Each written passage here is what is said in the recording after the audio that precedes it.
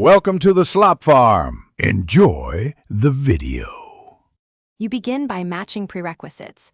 Confirm your armor and weapon load allow quick recovery, then equip a stamina mod or pick the perk that shortens regen delay.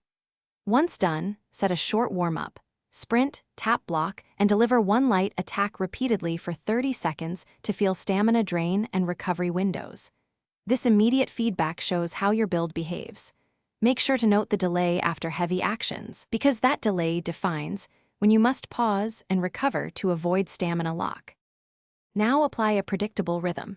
Chain 1 or 2 light attacks, then sprint or dodge to maintain momentum while allowing small regen ticks. When you do heavy moves, deliberately pause for half a second to 1 second. That short rest prevents full stamina lock and gives a visible recovery spike.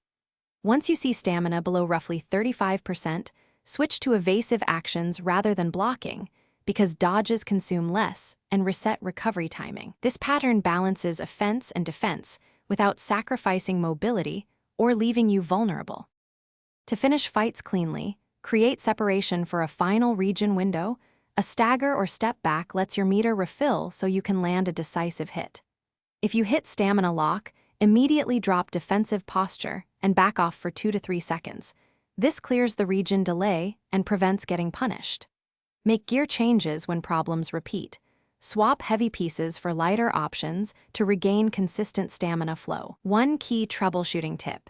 If recovery still stalls, check for lingering debuffs or encumbrance from consumables and remove them. Thanks for watching. Consider subscribing if we helped you today.